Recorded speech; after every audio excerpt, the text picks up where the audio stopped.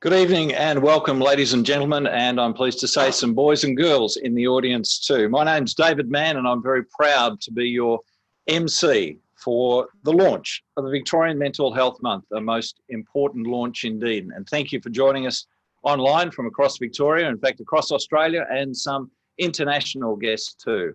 So very much appreciated you giving up your early evening. We begin by acknowledging the traditional owners of the land. We'd like to pay our respects to their elders, past and present and emerging. And ladies and gentlemen, it goes without saying, 2020, what a year. The drought, the bushfires, COVID-19. And right at the time now that I'm speaking, it was a medical emergency to start off with. It's turned into a financial emergency for many and a mental health and wellbeing emergency. More than ever, the Mental Health Foundation of Australia is important to so many people.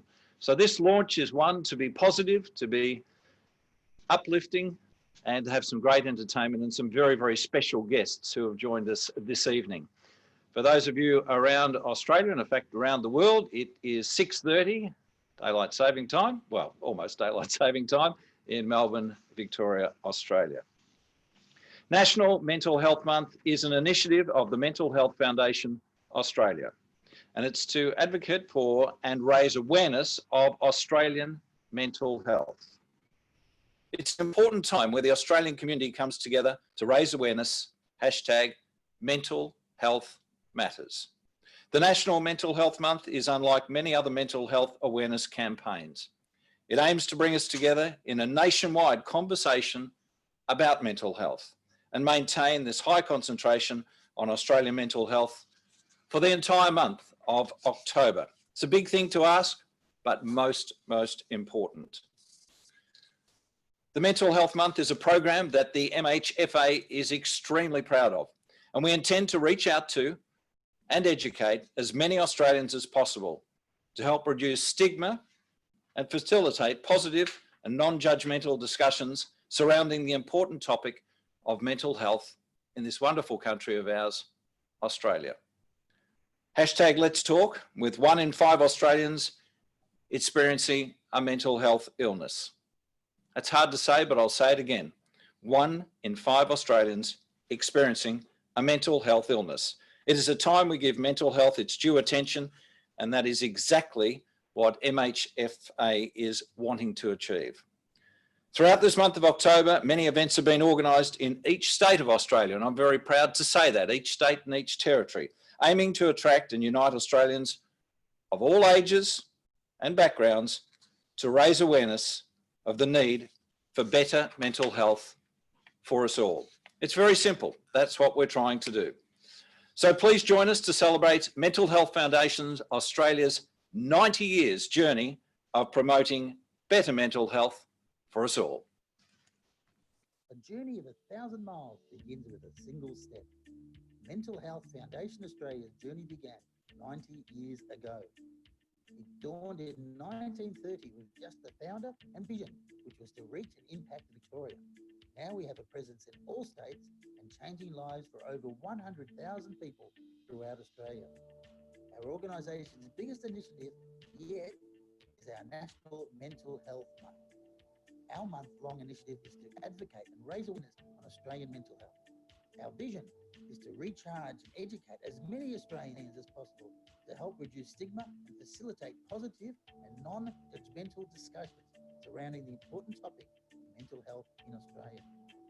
With the theme being mental health matters, the awareness is cumulative. In 30 events we have organised to reach the community in all mental health subject matters affecting our lives today.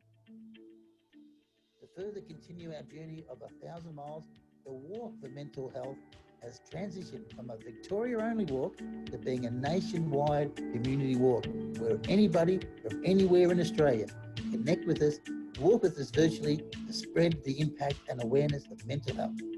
We pride ourselves with making sure all our programs are for the community and are powered by the community. We have a vast growing network of multicultural ambassadors who are part of our program to further the community voice in promoting positive mental health and wellbeing. Our multicultural network has inspired our educational and multicultural webinars as an initiative to help power Fidelity to cope with success during the pandemic, to promote the understanding of unique cultural and ethnic heritage in Australia, and the development of culturally responsible and responsive curricula. The Mental Health Foundation of Australia conducted the multicultural research to continue on the development of the fast-growing multicultural Fidelity in Australia. With the effects of COVID-19 pandemic, the MHFA has successfully committed the Power Hour of services and the reach to the community. With the helpline hours extended, we are here to show Australians we can be a shoulder to lean on and can be dialed to assist in all mental health matters. Our impact flows into the COVID-19 meal delivery response with the help of the community, local business and our multicultural ambassadors. It has promoted one vision, which is to serve others before self during this time of uncertainty. With over 45,000 meals delivered, we continue to work with the Department of Health, the Human Services, the Salvation Army and the Australian Multicultural Foundation to continue the success. As we continue to work to deepen understanding the importance of mental well-being and educating the community, let's work together to bring better mental health for all.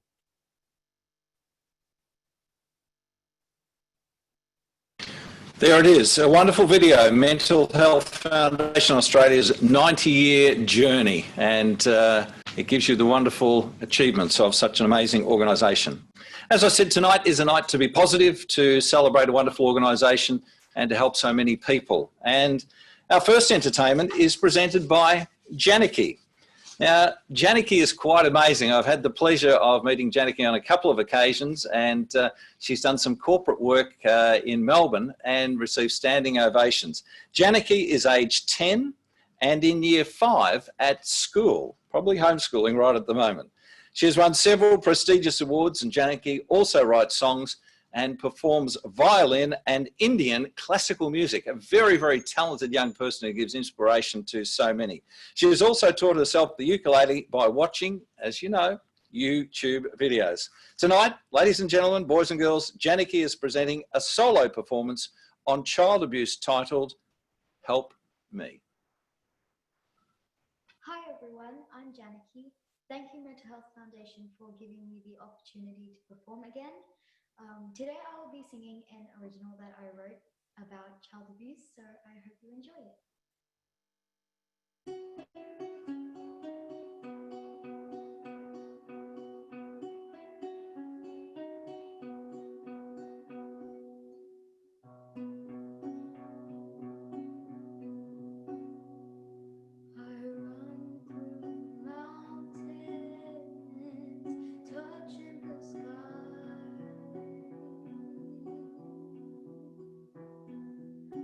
Think of what I want to be, then I can fly. Do you see the rainbow flowers blooming?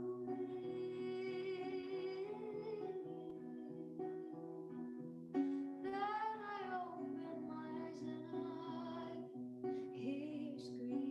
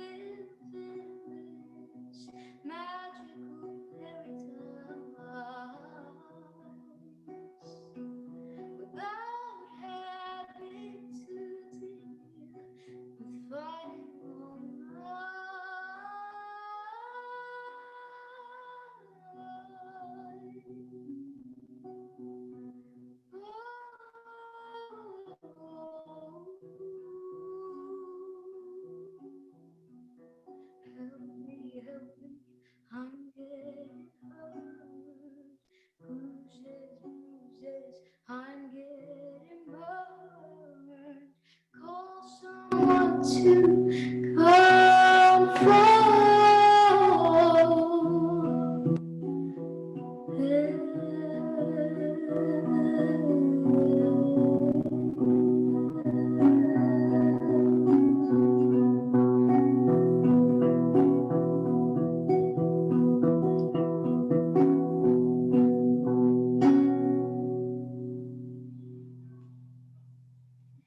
Thank you so much.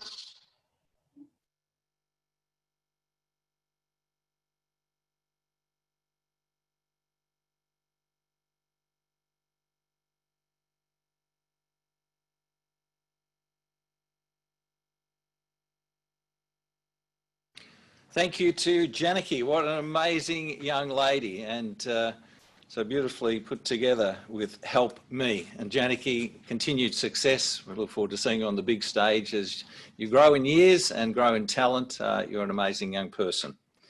Another man who is quite amazing, he gives of his time, he gives of his network, and earlier on this evening, he was talking about it in a very polite way without chest beating, but I asked him the details. 40,000 meals, 40,000 meals have been delivered free of charge to people with mental health issues, people who are homeless, displaced, people in domestic violence situations. Quite amazing. And I speak of Vasan Srinivasan, the chairperson of the Mental Health Foundation Australia, a very distinguished position. Takes a lot of time and a lot of effort to get everything done. And Vasan is the first person of Indian origin to be appointed as a member of the Australian Multicultural Council. Ladies and gentlemen, an amazing Australian, very proud to say he's our chairman. Please make him welcome.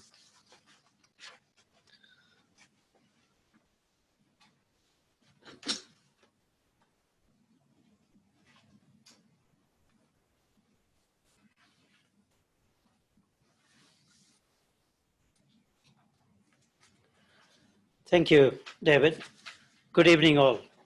Firstly, I would like to welcome and thank everyone who has taken time to join us today.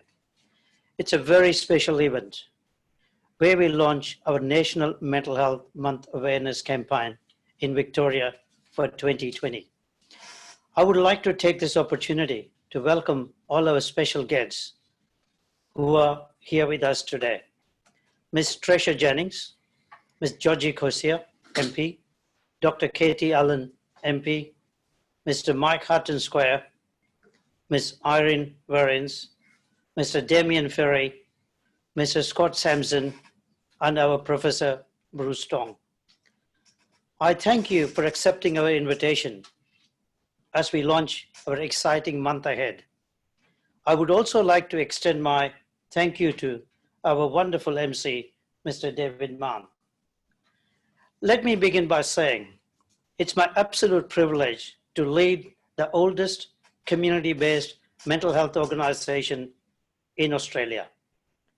This year, the MHFA celebrates 90 glorious years of achievement, advocating for mental health, raising awareness of mental health, providing education on mental health, fostering mental health resilience, and providing mental health support to consumers, carers, professionals, and the general community. Under the guidance of fellow Vice Chair, Mr. Jim Gooden, the Foundation runs 21 support groups to assist many individuals battling with mental illness. During the current pandemic, these support groups have all shifted online to ensure our continuous support to the community.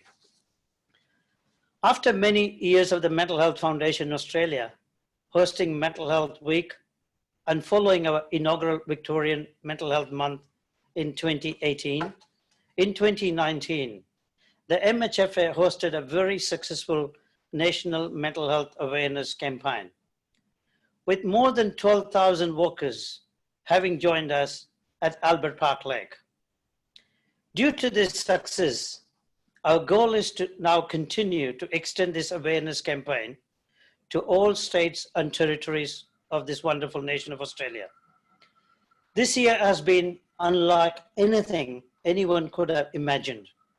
With COVID-19 bringing many new norms, such as social distancing, work from home, quarantine, and so on, the MHFA has made sure the pandemic situation does not compromise our national mental health awareness campaign.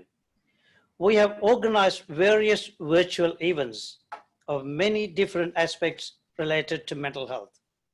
Our national mental health calendar has been curated to show that mental health matters. Especially during these tough times, I mentioned especially our virtual walk for mental health. The MHFA created our MHFA Walktober app to allow Australians all around the nation to walk for mental health. I encourage you to download the app today and begin taking steps towards better mental health for all. Please also join us virtually on the 18th of October at 10 a.m. as Australians all across the country walk for mental health.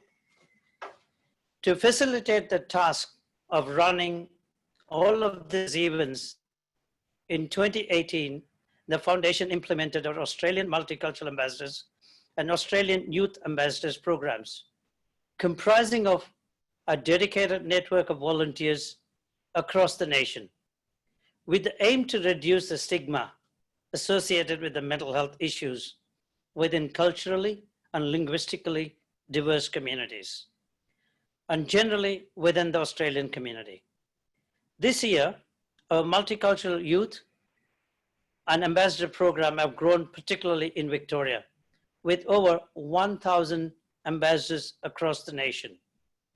We are thankful to Mr. Has Mustafa and the Commonwealth Bank for sponsoring this program, allowing for many multicultural communities to be reached all throughout Australia in our mission to provide better mental health for all. I would like to make special mention of COVID-19 meal delivery program. During the current lockdown, the MHFA has been working with the Department of Health and Human Services, Salvation Army, Federation of Indian Associations of Victoria, Charan Foundation, and the Australian Multicultural Foundation to deliver an average of 700 meals per day to those in need in Victoria. So far, the MHFA has delivered 40,000 cooked meals, and by the end of the program, the MHFA aimed to deliver up to 60,000 meals. This is an extremely successful program and one that is truly special to us. I would like to thank all those involved for their hard and dedicated work, particularly our multicultural ambassadors, Mr. Stephen Yin and Mr. Karen Gundok, Mr. Param Jaswal of Imperial College, Mr. Bruce Wong of Food Solutions, Anand Bhavan Vegetarian Restaurant, and Saravana Bhavan Vegetarian Restaurant. And very special thank you to all volunteers and kind donors who have made this initiative possible. Last but not least, I thank our patrons, board directors, staff members, scientific advisory committee members, multicultural ambassadors, youth ambassadors, volunteers, and well-wishers of the foundation for their contribution towards organizing all the events within this year's National Mental Health Awareness Campaign. I would like to especially thank Mr. Jim Gooden, Vice Chairperson, and Ms. Aisha Usman, the manager at the MHFA, for your continued support and hard work. Let me conclude by saying the MHFA is a very strong grassroots mental health organization with a strong presence, particularly in Victoria and CALD communities especially. I believe the work we continue to do in the space of mental health will translate into increased funding from the Victorian government. This will allow us to assist many more individuals battling mental health struggles. I ask the government to open their eyes to the Mental Health Foundation Australia and our activities. you will not be disappointed investing in us. I once again thank you all for joining us today. With your support, we can achieve many great things regarding the reduction of mental health issues and the stigma that shadows them. Thank you. Good night.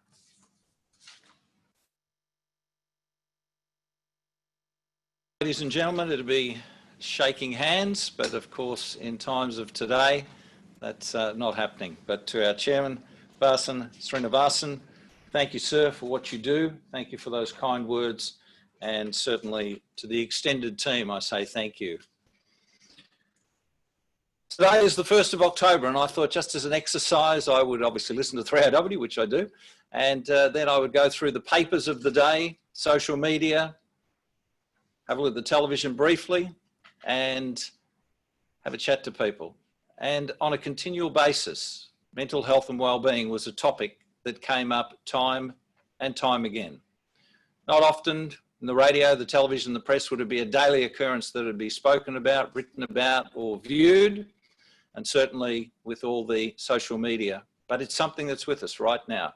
And as the chairman said, a very, very, very important topic to speak of.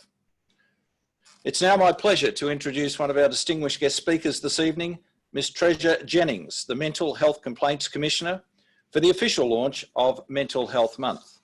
Treasure Jennings is the dual Mental Health Complaints Commissioner and Disability Services Commissioner, appointed on the 1st of July this year for a 5-year term, and a very distinguished appointment.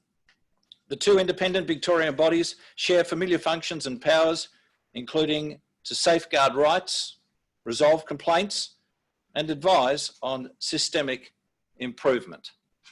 A big portfolio, but very, very special guest tonight. And Ms. Treasure Jennings, we thank you for being with us. Madam.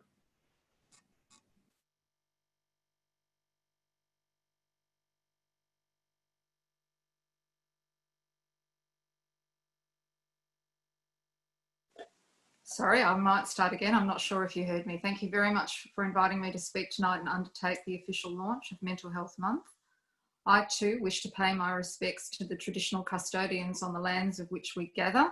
For me, that is the Wurundjeri people of the Kulin Nation.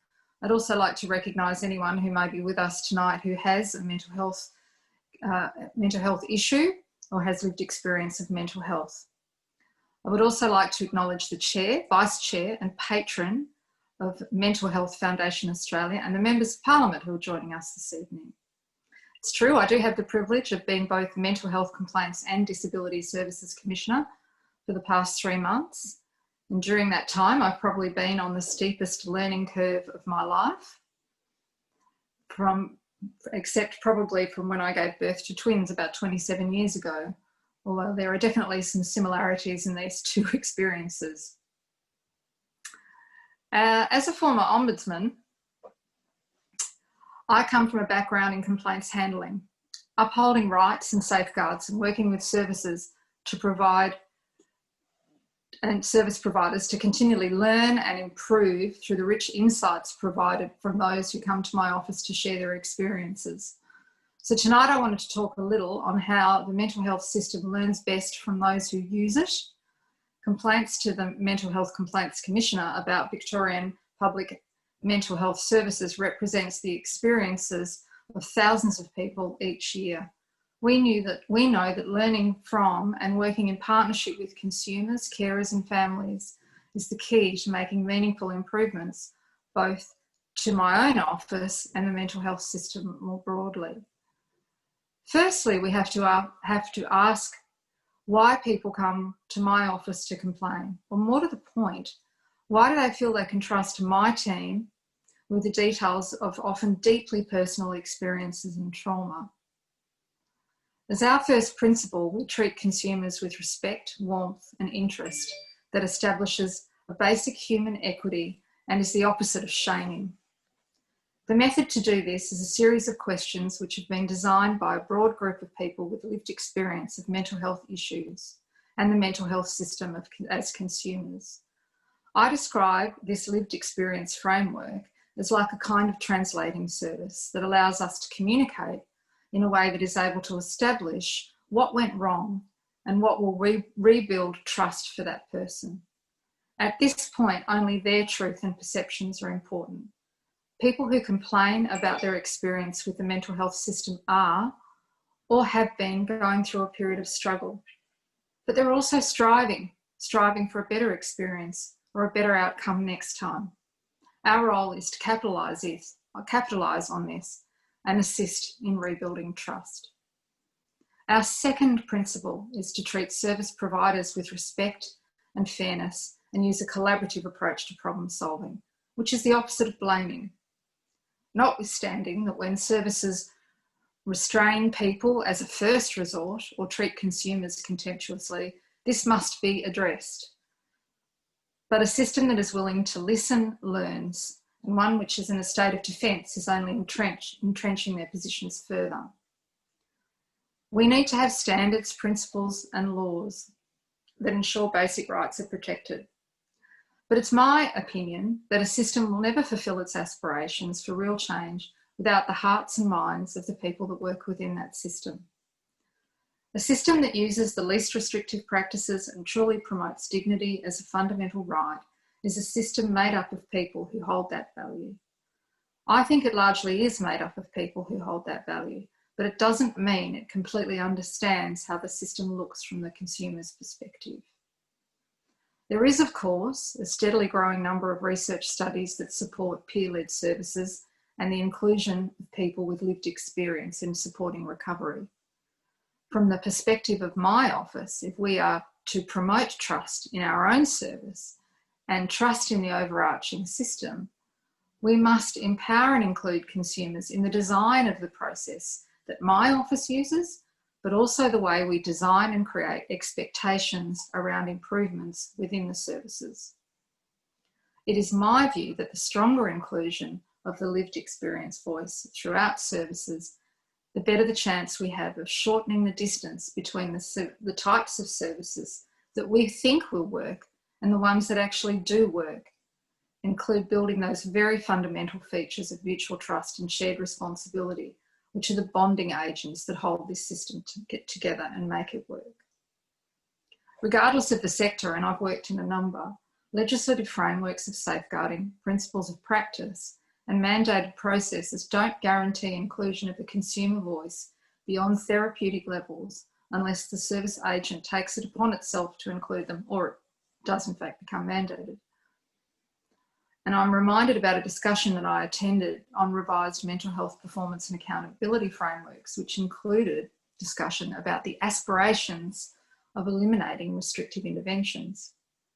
And now, with all due respect to those attending, I had the impression that that aspiration seemed like a landscape that was just too hard to conquer. I would venture that it remains an Everest. It can be scaled, but only with the help of experienced locals to do the heavy lifting and navigation.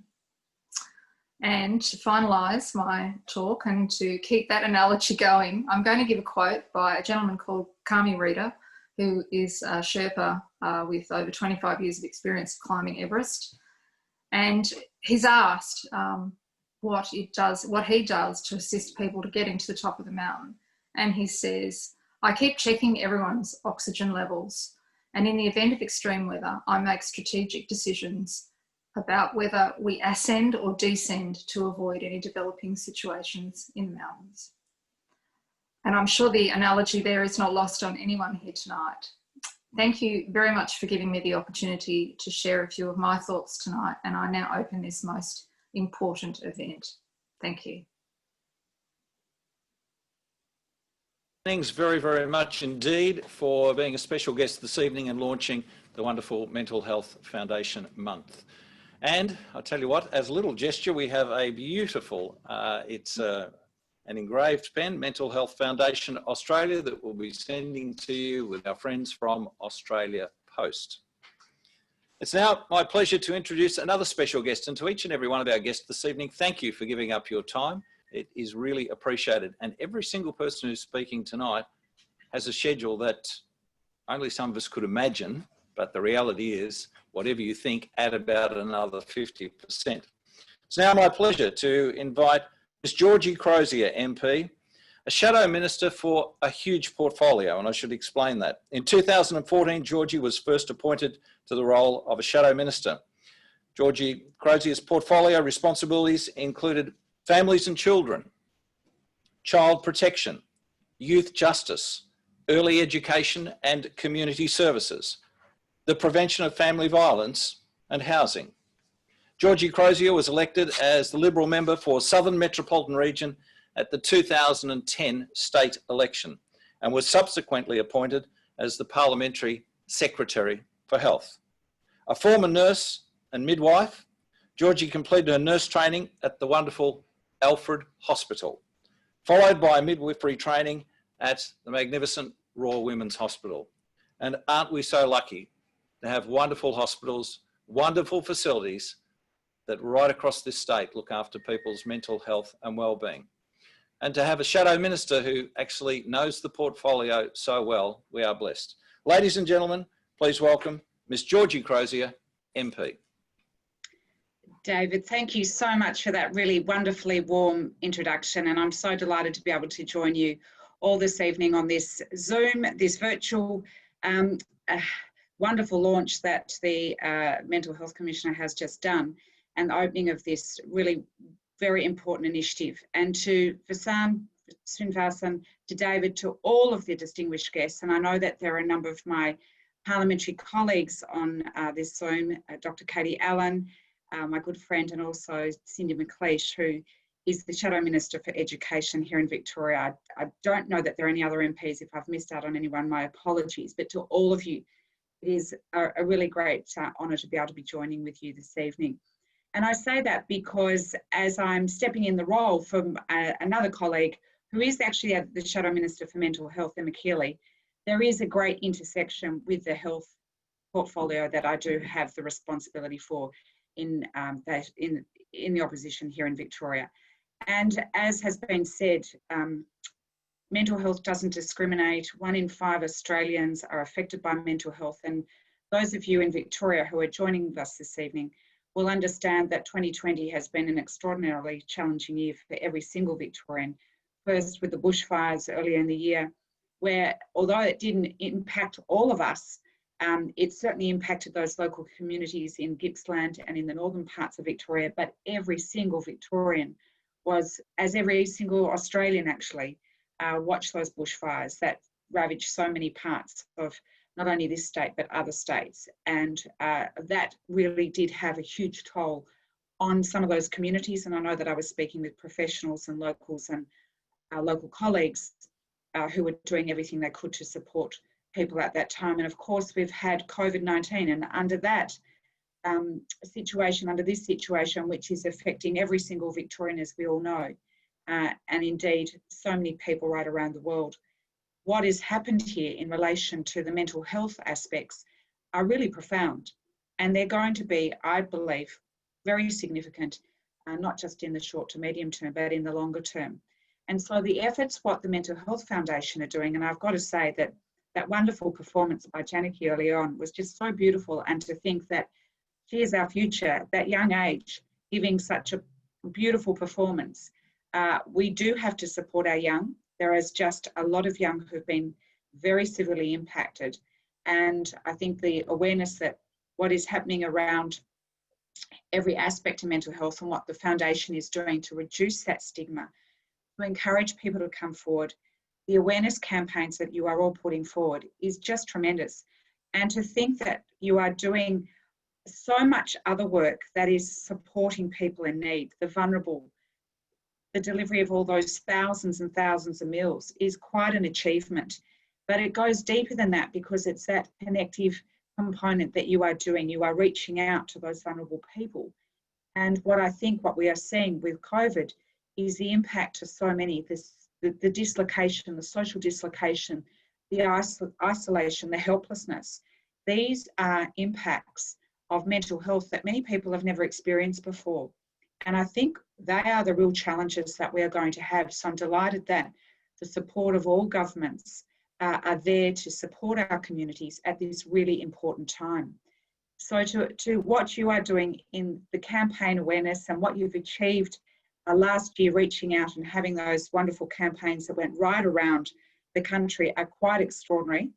And I think this is a great initiative, this virtual platform that we're all used to, but it's not quite the same as being in a room together, but under the circumstances, it is just tremendous to be able to join with you all and to understand. And I just would congratulate you all.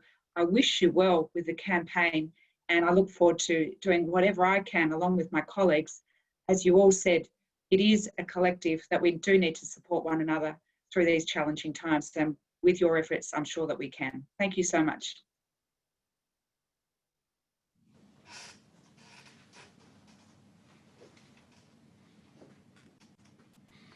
Thank you to Georgie Crozier, MP.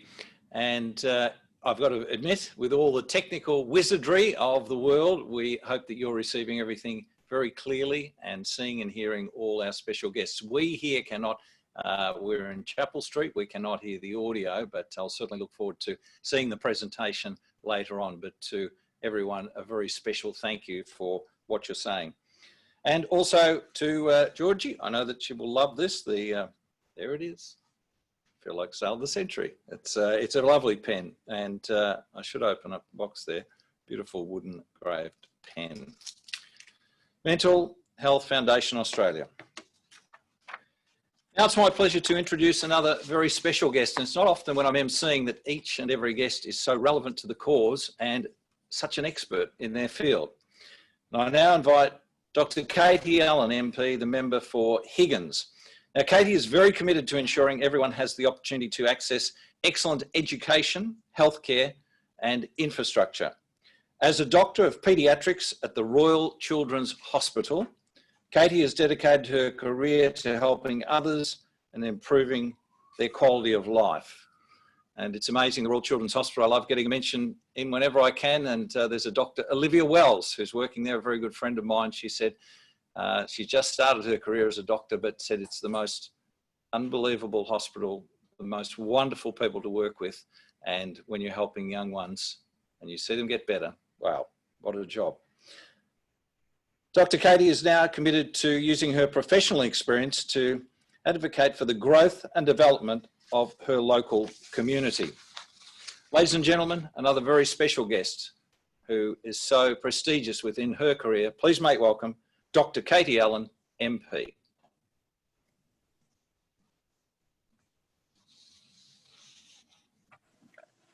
Thank you very much. Can you hear me now? Yes, hopefully. Thank you so much for that wonderful and warm introduction. It's wonderful. It's wonderful to hear so many wonderful people who are putting their shoulder to the wheel of a very important issue of mental health. In my first speech, I spoke about one of my dearest relatives, Matthew, my cousin, and 25 years ago, he was struggling with issues of mental health. He and I love spending time together, sharing music, just like we heard from beautiful Yanaki at the start of this session. And unfortunately, my brother Matthew, at the age of 25, committed suicide. Now, I'm not alone. I know that there are so many millions of people around the world who are affected by mental health. And we need to make sure that we put mental health very firmly at the forefront of all that we think about and all that we do.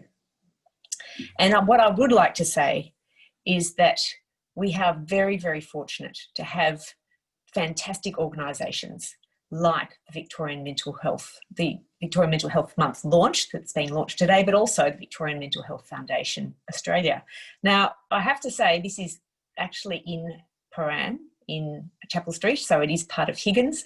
And congratulations to Vasan for all the work he has been doing, chairing this wonderful foundation. And I have been to all of the events that he's hosted over the last couple of years. And this is just getting bigger and better. So congratulations to the work, Vasan, that you are doing in this wonderful organisation. And I'd also like to say thank you so much to those who've spoken before me, to Georgie and to Treasure, for the great work that you're doing, and also acknowledgement of Cindy, who's also in the audience. But mental health has become to the fore even more while we're all facing COVID together. And I've been approached by so many of my constituents about concerns that they have about rising levels of anxiety and depression as we cope and struggle with this global pandemic.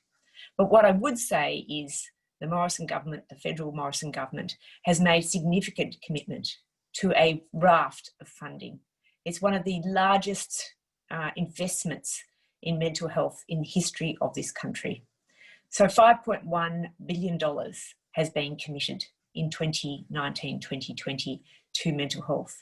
And that includes a very important contribution to Headspace this year with an extra $5 million, to Lifeline of $2.5 million, to Beyond Blue of $2.5 million, and also to the Kids Helpline of $2 million. These very important services that can be provided by phone or digitally really help support those who are in lockdown during this very difficult period where people are feeling isolated and not supported in the way that they could possibly be during times when we don't have this terrible COVID crisis that is actually causing problems for all of us. So I think the most important thing is that by working together, we can make a difference. And I'm proud to say that Headspace is actually going to, as an election commitment for Higgins, where I am actually the member, and Headspace will be delivered in the next financial year, which will help with prevention of mental health. And just last week, there are 15 new mental health clinics that have been launched across Victoria as we look towards the future as we're coming out of this COVID pandemic. So I'd just like to say thank you so much for giving me the opportunity to speak to you today. Mental health affects all of us.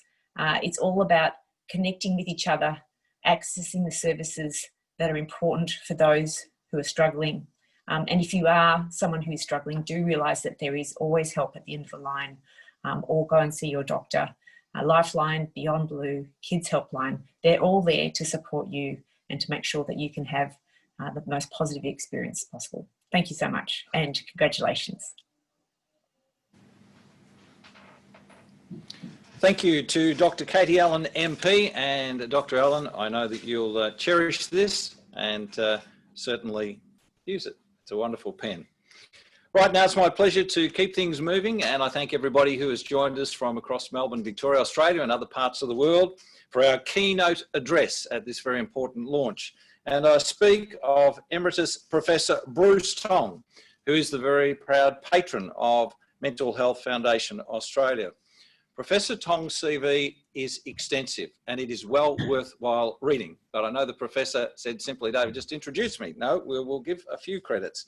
Professor Bruce Tong is the patron of Mental Health Foundation Australia and was the head of the School of Psychology and Psychiatry and head of the discipline of Psychological Medicine at Monash University, and also the Senior Clinical Advisor of the Mental Health Program of Monash Health at Monash Medical Centre, another amazing institution within this great state. Ladies and gentlemen, the team here, I know they are very, very proud of our next speaker. Please make welcome Emeritus Professor Bruce Tong. Thank you very much, David. And I also acknowledge the traditional owners of the lands of Australia and the Torres Strait, and acknowledge their elders past, present and emerging. Distinguished guests, board members, our chair of the Mental Health Foundation Australia, Mr. Vasan Srinivasan, and all of you who've joined us for this launch of the Victorian Mental Health Month and the Australian Mental Health Month. I'm going to talk briefly about youth. It's a hot topic. Now, we must realise, in fact, that youth is the time of vigorous, emotional, intellectual, social and physical development. It's a time of great opportunity. It's certainly a time for building on the foundation for mental health and resilience, hopefully that's been laid earlier in childhood, if the young person has experienced community programs that promote caring attachment between mothers, families and children, if they've experienced programs that supported families to provide a safe and caring environment for children, and if they've experienced 2 years at least of quality preschool education, followed by well-resourced quality primary and secondary school education. Now, in this developmental pathway of building mental health and resilience, youth is the next vital step to ensure mental health in adult life. And I stress, youth is a time for mental health. But it can also be a time when many of the mental health problems of adults emerge and become more apparent. The Mental Health Foundation Australia ran a series of youth workshops during Mental Health Month in 2018 and 2019 to gather direct evidence from the experience of young people themselves on how the community should best respond to and support youth with mental health difficulties. These young people have developed a comprehensive, youth-informed blueprint, which the Mental Health Foundation addresses to government, to mental health service providers, and particularly to educational institutions and workplaces where young people learn and work. And this policy document is going to be released during this Mental Health Month, October 2020. I'd just briefly like to share with you the key recommendations of this blueprint that I remind you have come to us from the young people themselves. They're urging that government and service providers have a policy and action that supports youth with mental health problems, that educates and supports families and their young people to manage well the transition from school to post-school life, and which promotes the development of their emerging independent living skills. Provide reasonable learning and work adjustments for students with mental illness. A policy which raises staff, students and family and community mental health literacy. A policy which provides staff with training and information about, for example, the use of non-judgmental listening skills when talking with youth. For a curriculum or work skills design for inclusive and effective learning of students with mental illnesses. For classroom and assignment adjustments for a student with a mental illness. For making students aware of their rights and responsibilities. A policy which trains staff to handle mental health crisis situations, for example, which interact in a manner that maintains respect, dignity, confidentiality and equity. It's important to be supportive and empathetic. Don't share your own problems. Don't be judgmental. Listen rather than give advice. Ask the young person how you can help and who else might need to know. Consider reasonable modifications to reduce workload and study stress and compensate for any disability. To implement school and workplace anti-bullying and discrimination policies, and most of all, to ensure safety. And finally, to provide information on where help is available. This is the best of advice from young people. And if government, the community, educational institutions and workplaces respond and implement these recommendations, then youth mental health will be promoted and social and emotional capital of the community enhanced. If any of you are troubled by what I've said this evening or by other aspects of your own mental health, please call Lifeline or the Mental Health Foundation Australia helpline or the Kids Helpline or other mental health services and crisis services. Stay well, stay safe, and above all, remain creative. Thank you.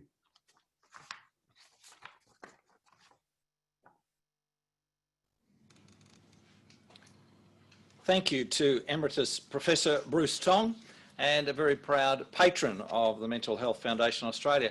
And I must say a special welcome online to Carol Crean. Carol phoned me today, our other patron of the Mental Health Foundation Australia, a terrific lady who gives so much of her time and her network and to her and the extended family, Simon and family.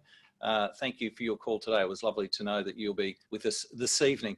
And it's sort of sad because last year at the Melbourne Town Hall, we could shake hands, we could enjoy the celebrations and see the smiles on so many people's faces. But this year, I hope that you are enjoying it. And it's certainly a time to reflect on what the Mental Health Foundation of Australia is providing for our community. Now it gives me great pleasure to introduce a gentleman who is always smiling. He makes me happy, and his name is Jim Gooden. He's the Vice Chairman of Mental Health Foundation Australia, and Jim is going to say a few words about the Consumers Art Competition 2020. Very special welcome to Vice Chairman Jim Gooden. Thank you, David. What a lovely introduction. You're always smiling yourself too. The Mental Health Foundation has held a consumer art competition during what was Mental Health Week and is now National Mental Health Month. And we've held those competitions, art competitions, since 1984. Now, this competition gives consumers of mental health services an opportunity to share their innermost thoughts and feelings creatively in an art form of their choosing.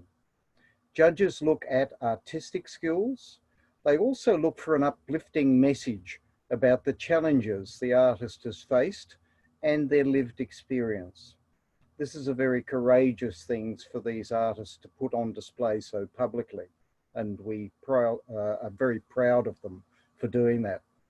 The quality of the artwork is always outstanding, and choosing a winner is always very difficult. Certainly, I feel that by simply participating, all entries are winners, and it's a shame we can't give awards to everyone who enters. This year's awards will be made by Mr. Huss Mustafa, OAM, a National Mental Health Foundation Australia board member and General Manager of Multicultural Community Banking Australia for the Commonwealth Bank of Australia. Welcome on board, Huss.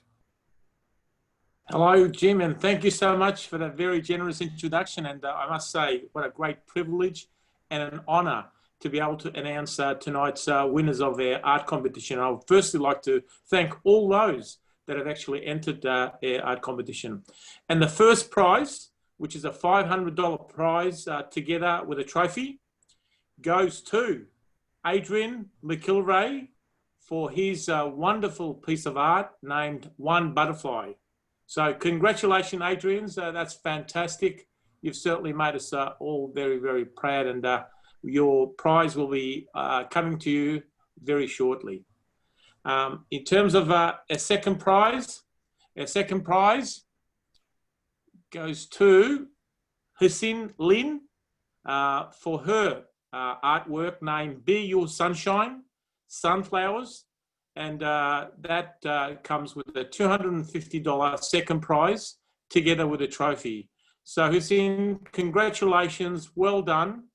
And your prize will be on its way to you. And thank you so much for entering a competition. And finally, the third prize, which is a $150 prize together with a trophy, goes to Sharon Leslie for her artwork named Swing. Well done, Sharon. Congratulations. And thank you so much for entering our competition. And again, your prize is also on its way. So thank you once again. And I just want to once again extend my sincere appreciation to all our special guests, all our speakers, and also to our chair, vice chair, Aisha, and all the board directors. And I've got to say, I'm on a few boards, and I can't tell you the number of the directors on this board. I haven't come across anyone that's more passionate about the cause than this board, and that's why I'm very feel very privileged to be amongst you all. Good evening. Thank you.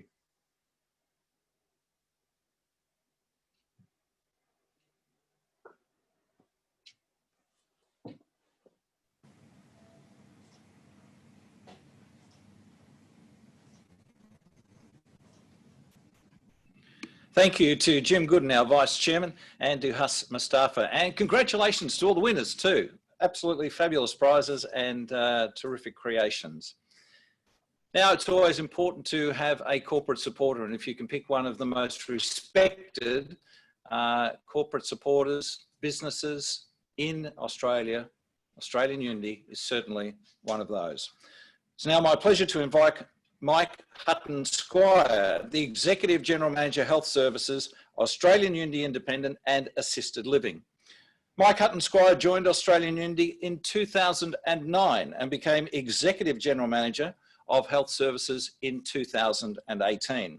Mike's prior experience has been as a senior leader in both the United Kingdom and Australia across multiple industries, including legal, finance, public relations, technology, insurance, aged care, pharmaceutical, and healthcare. In 2015, Australian Unity established its mental health service to treat anxiety and depression for people having experienced a recent hospitalisation. Now, nearly 60% of participants have recovered from their symptoms after having completed what is a wonderful program. Mike and his team are committed to evidence-based interventions that are proven to work and support people leading their best lives. Ladies and gentlemen, on behalf of the Mental Health Foundation Australia, we thank and we welcome the National Mental Health's major sponsor, Australian Unity's Mike Hutton-Squire. Thank you, David, and good evening, everybody. Thank you again to Vassan and the team at the Foundation. It is a pleasure to be working with you again this year. I would also like to start by acknowledging the traditional owners of the various lands on which we are meeting, and I pay my respects to their elders, past and present. And I also want to offer my condolences to those who have lost family since the beginning of the COVID-19 pandemic. My thoughts and support go out to all those families. I also acknowledge the impacts of COVID-19 on other countries close to Australia and the immense challenges that they are facing. As David said, my name is Mike Hutton-Squire. I'm the Executive General Manager for Health Services at Australian Unity. And I want to acknowledge the work of the Mental Health Foundation Australia and their great work in the mental health space. This is Australian Unity's second year of involvement with the Foundation. We look forward to tackling some of the most challenging social issues together. Mental Health Month, held in October each year, gives us an opportunity to raise awareness about mental health and well-being. It's a chance to promote activities and ideas that can have a positive impact on our daily lives and the lives of others.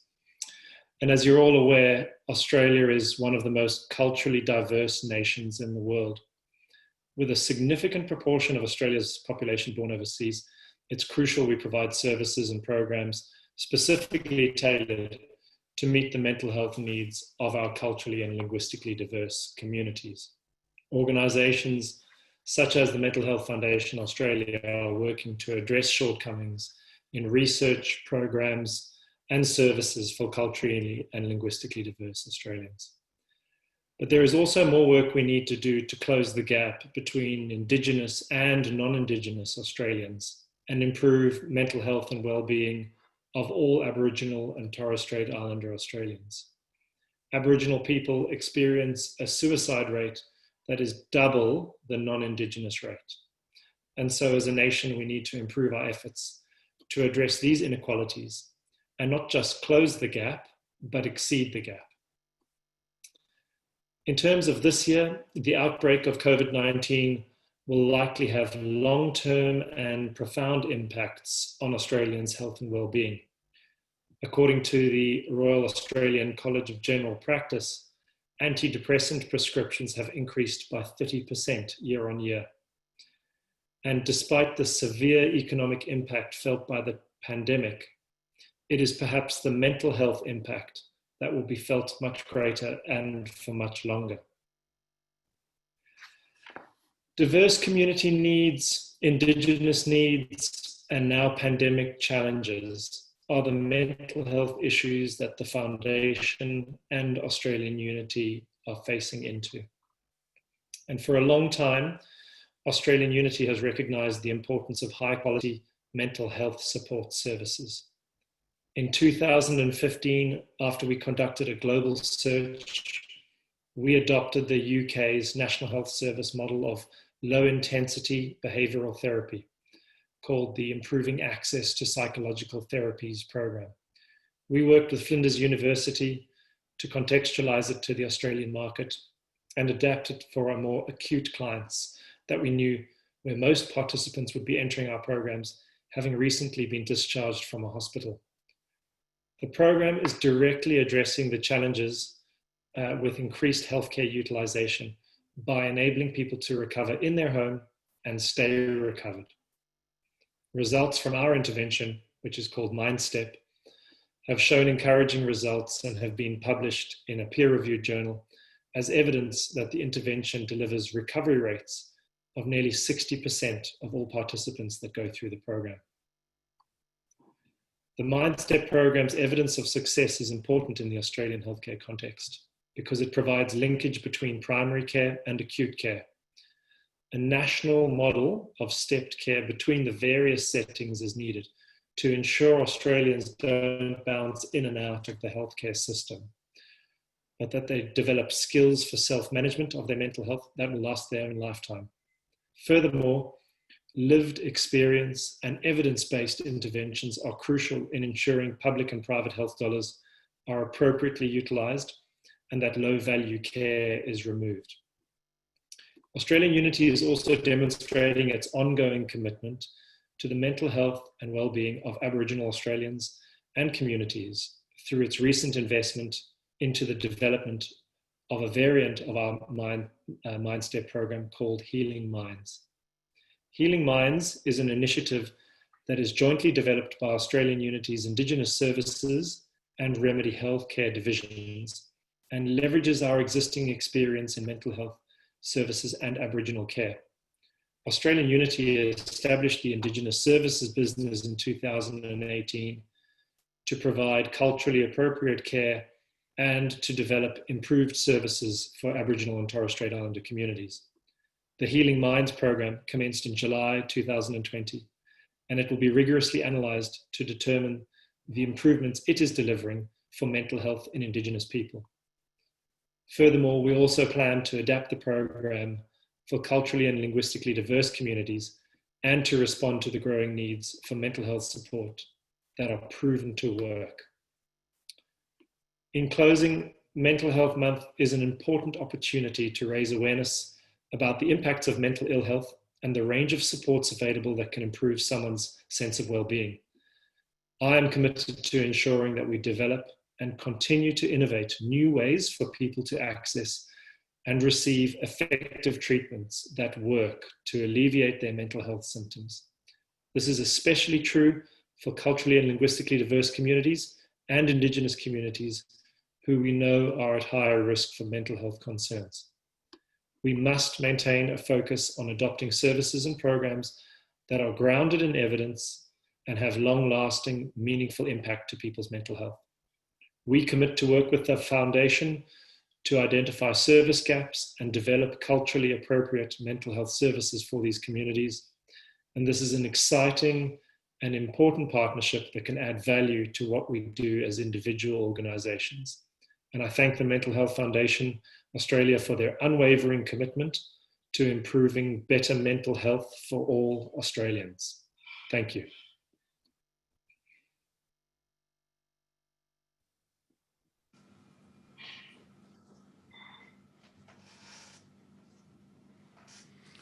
Thank you to Australian Unity's Mike Hutton-Squire, and certainly Pen, once again, they are wonderful. I know you'll cherish it. That'll be sent to you in the post. And to Mike, just a trivia fact, a little before your time, when Australian Unity was Manchester Unity, it was one of the first corporate supporters of a fire service anywhere in the world.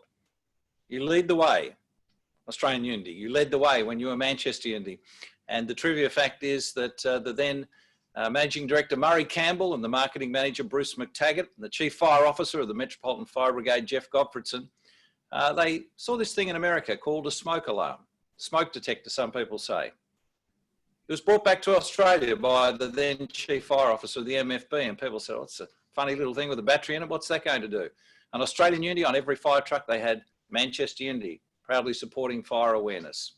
Smoke alarms was one of the first campaigns. Australian Unity, you have saved many, many lives. Thank you to Mr. Mike Hutton-Squire. Thank you, David. Now, our entertainment continues, and a wonderful name, Laura Love. Laura Love has a self-titled album, in the Philippines, but is now based in Melbourne, performing with very talented Chunky Jam Band. That's a corporate band with Instinct Music, and they are really, really good too. They've appeared a lot of places that I've been, and they're a leading cover band right across Melbourne, regularly performing at prestigious corporate events and awards nights, major sporting events, conferences, festivals, parties, weddings, charity fundraisers, you name it. If you want good entertainment and a great band, you've got them. Laura has performed at events such as the Yarra Valley Food and Wine Festival, New Year's Eve at Crown with Mariah Carey, if you don't mind, and Les Clef, de Concierge Ball, and other very, very prestigious events. For some entertainment, please make welcome our special guest, Laura Love.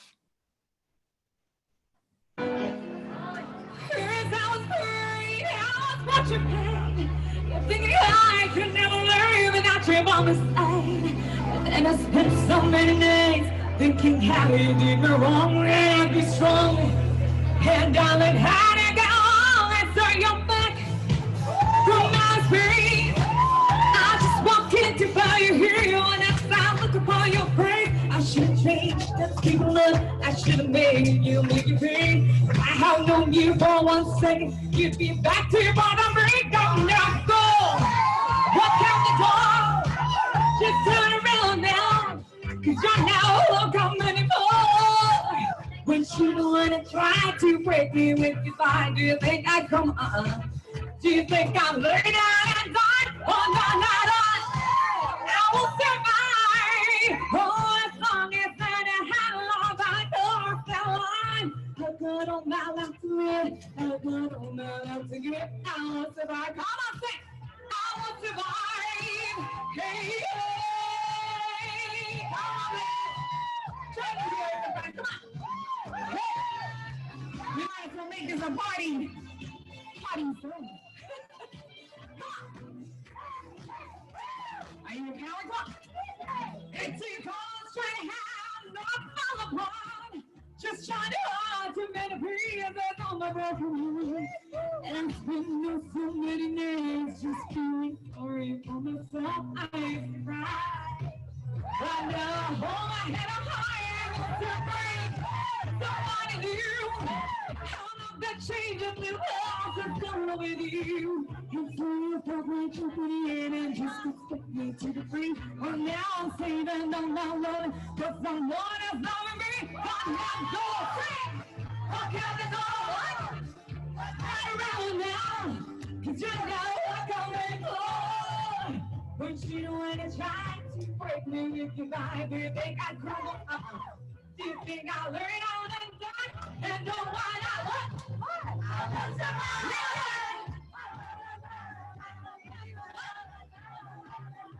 I got all my life to live. I got all my life to give. I will survive. I will survive.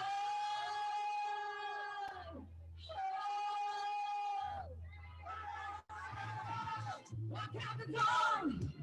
Just turn around now. Cause you're now walk out and you're no more. If you don't wanna try to break me with the mind, you think I'm stumble. You think I'll learn how to die from the battle. I will survive. Oh, as long as I know how long, I know I'll still out. I've got all my life to live. I've got all my life to live. I will survive. I will survive. Hey.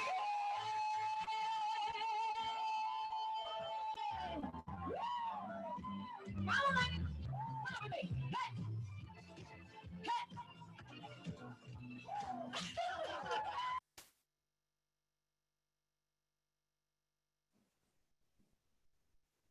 Wow, that'll get you going on a Thursday evening. Laura Love. Thank you, Laura, for being a part of our very special launch.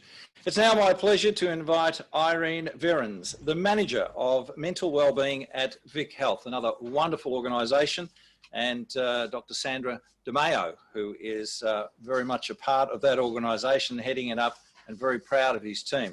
Irene is currently the Manager of Mental Wellbeing at Vic Health, the world's first health promotion foundation. She oversees the development of public health approaches to improving mental wellbeing for the entire community.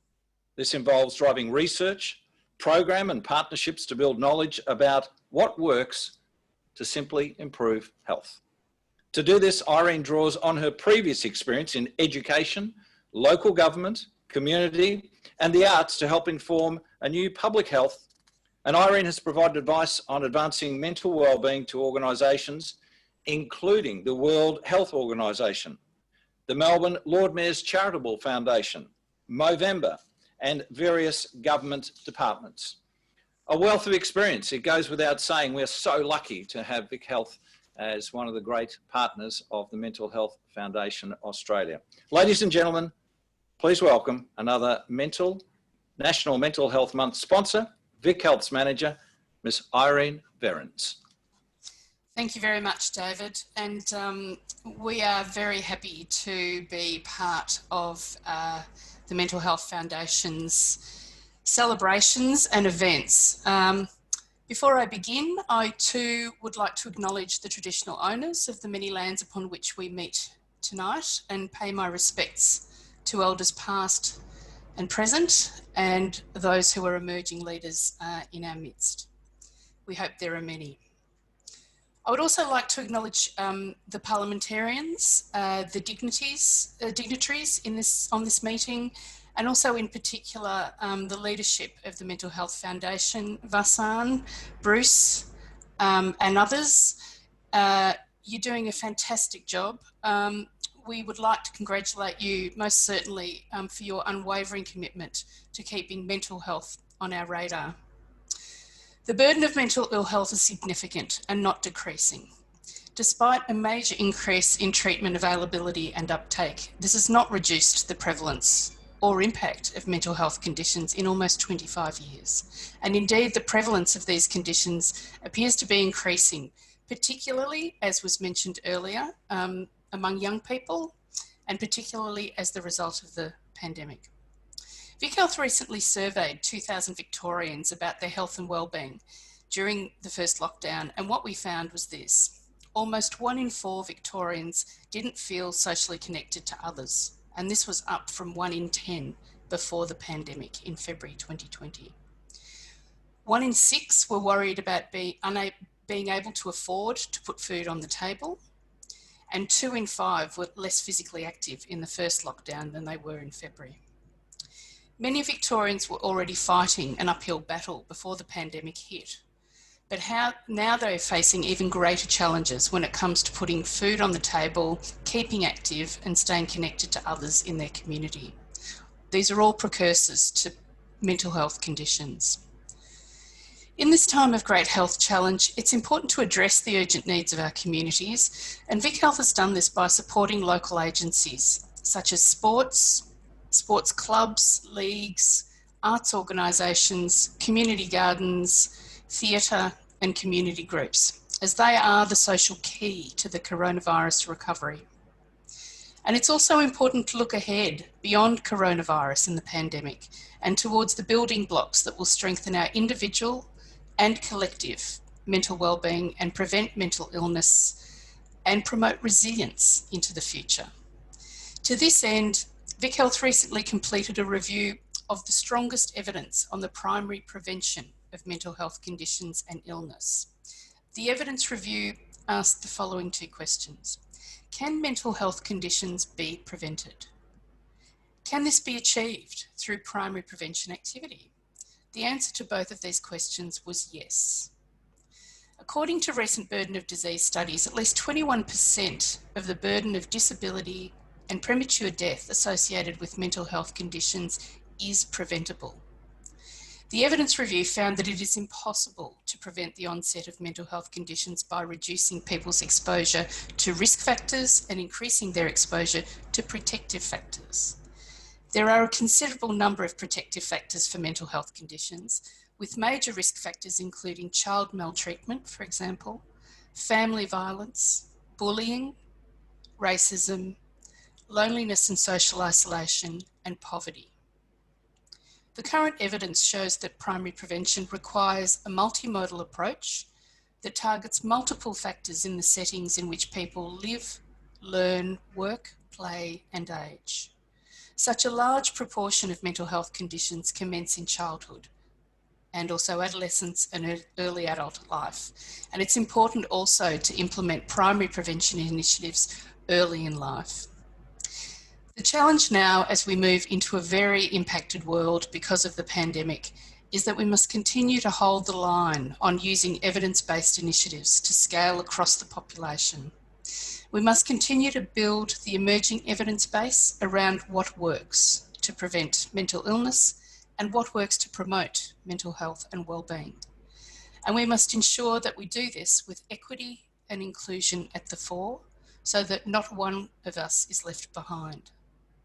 We must also ensure that we do this in partnership with leaders such as those who are here on this meeting today and those who are represented by the Mental Health Foundation.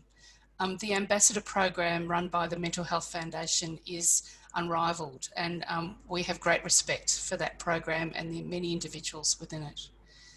So it's only through coming together at events such as this, with strong coalitions such as those represented here today, that we can begin to focus on what complexity lies ahead in the future prevention of mental ill health and a stronger promotion of mental well-being for everyone. These are the building blocks of a more resilient community, and we thank the Mental Health Foundation for being an important leader in this space. Thank you for your time tonight.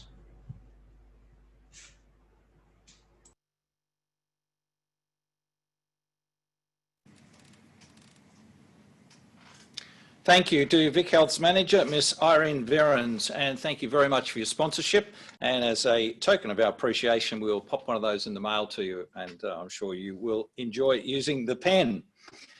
Right, now another gentleman who is so much a part of this wonderful launch this evening, and I speak of Damien Ferry, the board chairman of Mental Health Victoria. Damien is the Chief Executive Officer of Star Health and has had leadership roles in the health, housing, community development in New South Wales and Victoria, and his work has been focused on tackling social, economic and health inequity. Damien has developed and implemented many programs to narrow the gap between disadvantaged communities and the rest of the state, including as the first director of neighbourhood renewal with DHHS. He's initiated many place-based interventions to build community capacity through partnerships with community, business and the philanthropic sectors. Ladies and gentlemen, another special guest for this evening. Please make welcome Mr. Damien Ferry, representing Mental Health Victoria. Thank you very much, David. As the peak body for the mental health sector in Victoria, Mental Health Victoria would like to congratulate Mental Health Foundation Australia and is proud to be associated with the Victorian Mental Health Month 2020. October is a significant month for me. Not only is it the month that I was born, it was also the month that another 2 of my 7 brothers were born. So it's a very productive month for my family, and I hope that the 2020 Mental Health Month is also productive and life-changing for many people in our community, especially those who work with and deal with mental health issues. The awareness of mental health has never been more important, and the case for change has never been more urgent.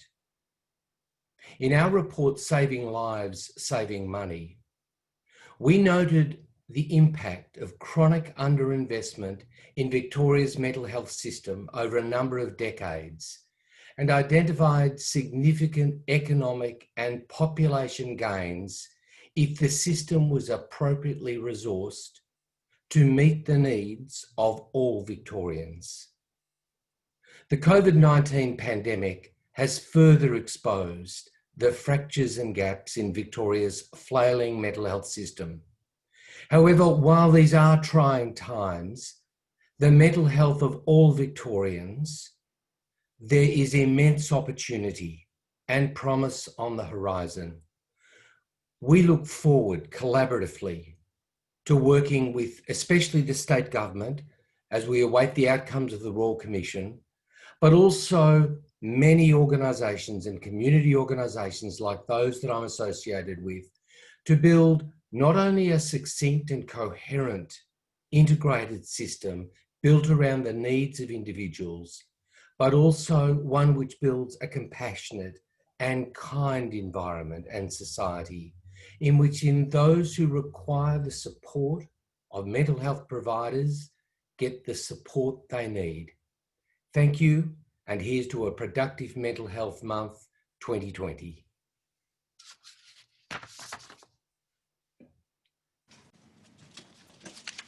Thank you very much to Mr. Damien Ferry, Chairman of Mental Health Victoria. And sir, as a gesture, we'll be sending you out one of these wonderful pens too. And they are just terrific. Almost getting to the conclusion of our proceedings this evening, but a few more dignitaries, a little bit of entertainment. And it's now my pleasure to invite Scott Sampson, the General Manager, Public Affairs and Communications for Wellways, to say a few words. Ladies and gentlemen, please make welcome Mr. Scott Sampson. Thanks, David. Like those who have presented before me, I want to acknowledge the people who are the traditional custodians of the lands on which we all reside this evening, especially the Wurundjeri people, where I speak to you now from. I also pay my respects to the elders both past and present. I want to start by thanking the MHFA for holding this very important event, kickstarting Mental Health Month under extremely trying circumstances for so many Australians. Wellways Australia is greatly appreciative of the invitation to participate. And it's just as timely for Wellways because last year at this very event, we launched a new innovative public mental health awareness campaign called Stampede Stigma. It's a campaign to change community attitudes and behaviour towards people with mental health issues. Reaching over 2 million Australians in our first year, the campaign's message has been really clear. No one should fear being treated differently because of their mental health. Stampede Stigma is a campaign literally about stopping the stigma, the perceptions we have as a community about mental health and those who are living with a mental health issue. It's about removing the feeling of shame, of not having to keep the impacts of mental health challenges hidden from our family, friends and work colleagues. And it's about learning how to support the people we know who are struggling with their own mental health, not to feel isolated, but to be part of a community who are there to help support them. Now, the stats on mental health in Australia are confronting, and it's already been mentioned by David, by Georgie and others tonight, that 1 in 5 Australians will experience mental health issues in any given year. But what worries me is that 3 out of 4 Australians living with a mental health issue have said they experience stigma and discrimination in their daily lives because of their mental health. And of those who have experienced stigma and discrimination, 45% of people say they experience stigma in their place of work. It's the sad truth that stigma and discrimination ruin lives. It denies people facing challenges with their mental health the opportunity to live their lives to the fullest. Now, coronavirus, as has been mentioned tonight already, has changed the mental health of Australians. All the things that we've had to do over the last 6 months were unthinkable a year ago when we launched our new campaign. It's not surprising though to hear that between 25 and 35% of the community have experienced higher levels of anxiety and depression during the pandemic. Before coronavirus hit, as mentioned before, 1 in 5 Australians were expected to experience mental health issues in any given year. Since the start of the pandemic, Australians experiencing mental health issues has increased to 1 in 3 people this year to date. Now, COVID-19 may have exacerbated poor mental health in Australians, but the pandemic has not changed stigmatising workplace attitudes directed at those experiencing mental health issues. Now, I'm not sure how many of you know that mental health is the leading cause of health-related absence in Australian workplaces, costing Australian businesses $4.7 billion annually. Every year, it costs $10.8 billion to employers as a result of poor mental health experienced by the Australian workplace, or workforce, I should say.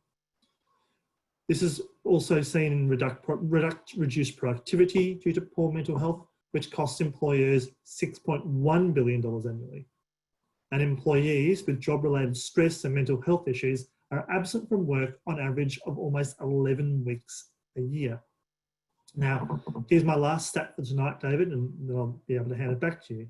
But employee mental health related issues has resulted in $146 million in compensation claims against employers, and this number is expected to rise.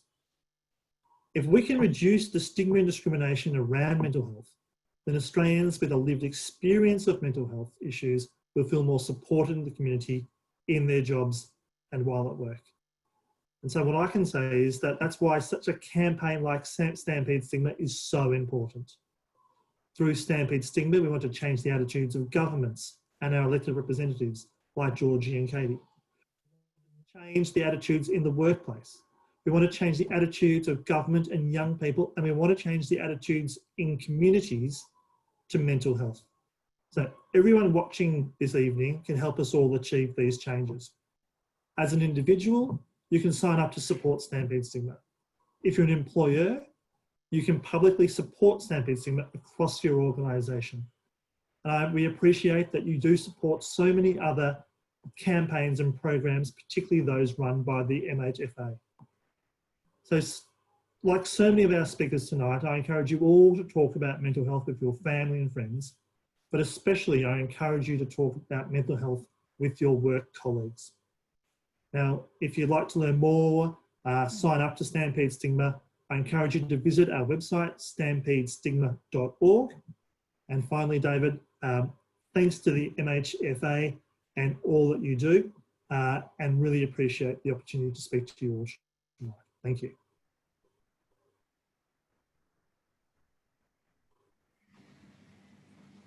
Thank you to Mr. Scott Sampson from Wellways, and sir, as a gesture of our appreciation, we'll send that out to you too, the wonderful pen.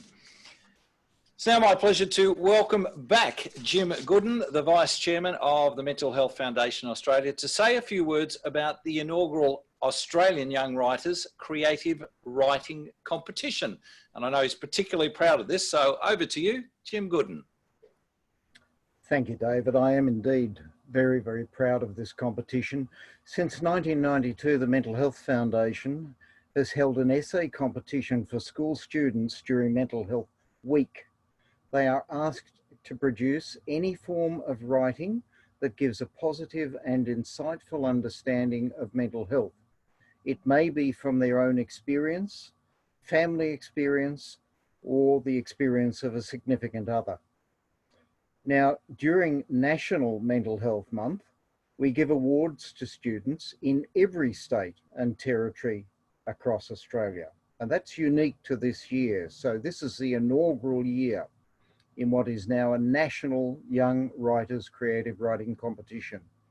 The competition this year has been very competitive, and winners tonight in the Victorian division have produced exceptional work. Here to make the awards today is Professor David Castle, a national board member of the Mental Health Foundation Australia and Chair of Psychiatry at St Vincent's Health, Melbourne. Welcome, David. Thanks, Jim, and welcome everybody. I'd also like to acknowledge what Bruce Tong said about creativity and keeping creativity alive. I think it's fantastic that we had so beautiful artworks, but we've also now got writing as well to express something about mental health. So it's great, and being able to nurture this. Francis Bacon said, reading maketh a full man, conversation maketh a ready man, but writing maketh an exact man. Of course, man, not politically correct anymore, so read it as person.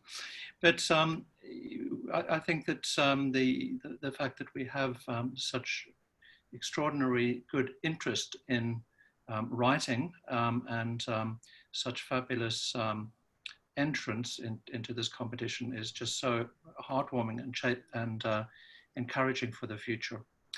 So, in order from primary, upper primary, the upper primary category winner is Kate Sheridan from Watsonia Heights. Well done. The lower secondary category winner is Swasna Alvarasan from Springside West Secondary College. Fantastic work, well done. And the winner from the upper secondary category is Nia Hosseini from Gladstone Park Secondary College. Congratulations, all of you. I'd also just like to add my thanks to Mental Health Foundation. It's a great privilege to be involved with Mental Health Foundation, leadership of Vasan and Jim, and thanks so much to all the staff, especially Aisha and her team. Yeah, thanks so much.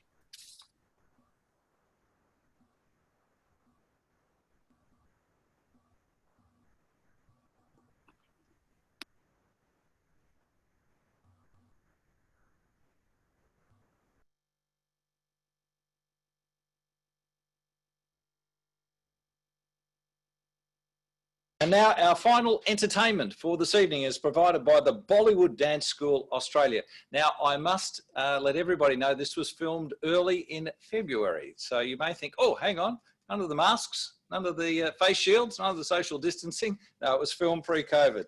The Bollywood Dance School Australia is on a mission to share the Indian culture with the Australian community through Indian performing arts and dance forms. We share the joy of dance, empower and motivate individuals to simply get fit through dance and to enthrall the audiences through performance. Ladies and gentlemen, our final entertainment part of the evening. For this evening, please make welcome the Bollywood dancers.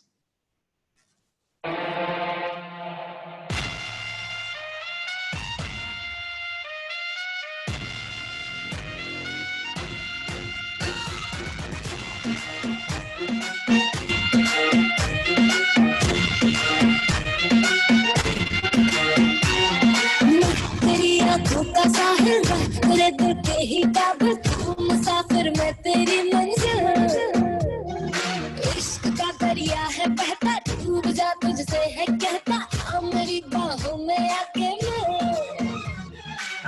शराबी क्या शराबी दिल में जिसके रंग न हो लुट के ना समझो शराबी पास जिसके रंग न हो ओ साकी साकी रे साकी आवाज न जाए कोई बारिश बाकी ओ साकी साकी रे साकी साकी आवाज न जाए कोई बारिश बाकी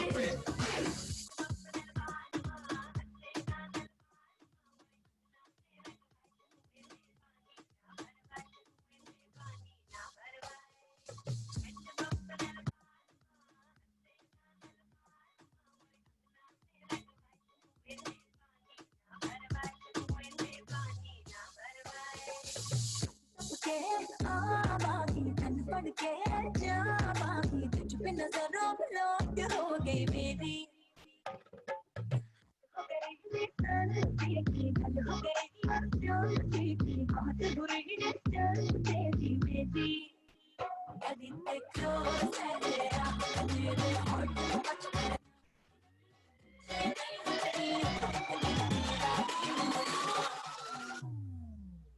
ओ थे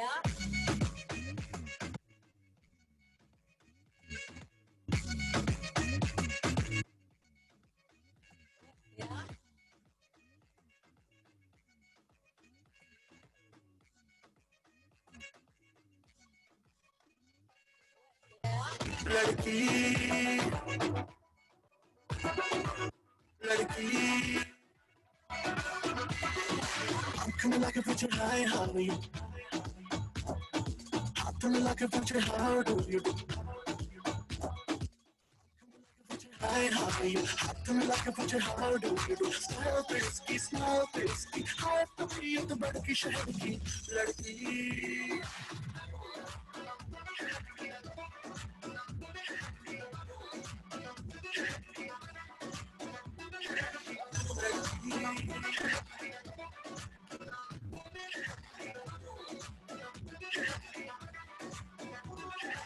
लड़की मस्ती में घूमे घूमे घूमे घूमे हा हा हा घूमे घूमे घूमे घूमे घूमे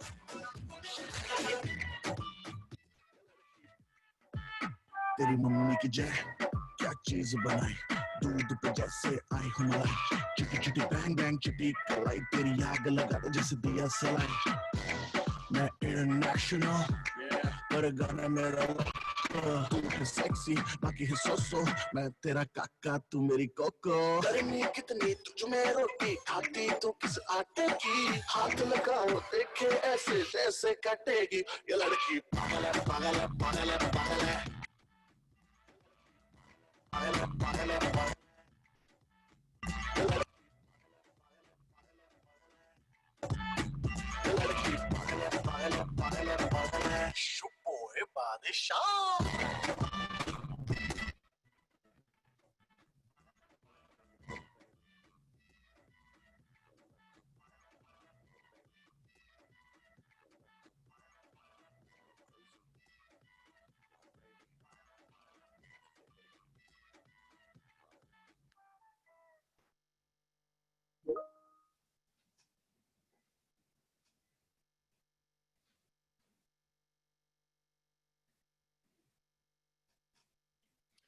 Bollywood Dance School Australia, fabulous. What a performance. I'll tell you what, for a Thursday evening, we're doing a lot of physical fitness.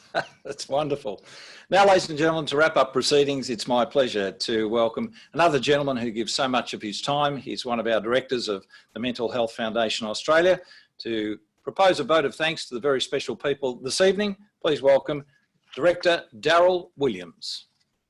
Thank you, David. And I start by thanking one very special person, and that's you, for your contribution yet again in emceeing this event in the very professional way that you always do, and we're very grateful that you're able to donate your services yet again to help us out. I'd like to thank all of the people who you see listed on the screen at the moment who contributed to tonight's launch. It's a very important event. I won't go through and list everybody, but can I just draw out some themes perhaps from what we've heard tonight, which I think are very important. Obviously, we're having this event like no other before, in times like we've never faced before, in the time of a pandemic, and that's been something of a theme.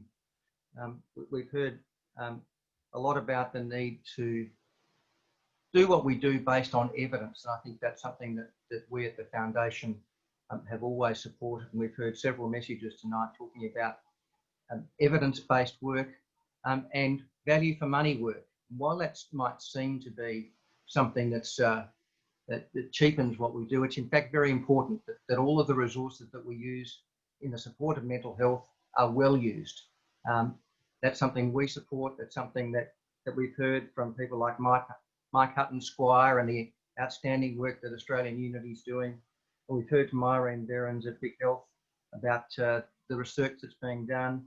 We've heard from Damien Ferry about the work that they're doing, saving lives, saving money. Well, both are important because you need money to save lives. If you don't spend the money well, you can't save more lives. And we heard also from Treasure Jennings a lot about trust and respect in this space of mental health. And that's so important. She used a really interesting analogy about scaling Everest and the need for preserving oxygen. I think that's something very important for all of us who work in or volunteer our time in and around the mental health space, saving oxygen. And it reminds me of something you sometimes hear in an aircraft when you're about to take off.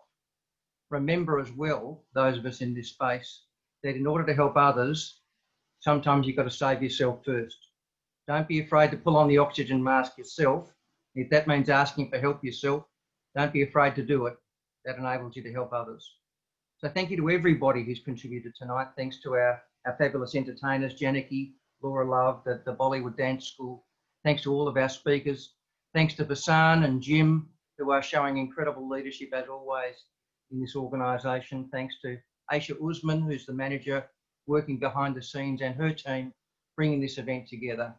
And thank you all who've attended tonight, whether as a participant, a presenter or an attendee, for giving your time to this really important cause.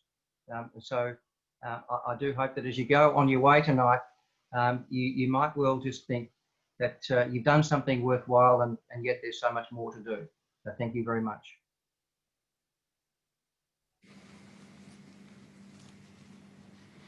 Thank you to Mental Health Foundation Australia Director Daryl Williams, and to all the people that he's thanked, we thank you again. Just sort of in the wind up, I must admit something. Blue Ribbon Day was the 29th of September, 2 days ago. And we had the tragedy of losing 4 police officers on the Eastern Freeway during April. 170 police officers have lost their life in the line of duty, and that was a very difficult time. As chairman of Victoria Police Blue Ribbon Foundation and as chairman of the Victoria Police Blue Ribbon Day Community Council, I don't mind admitting to everybody viewing, it was one of the most difficult times of my life.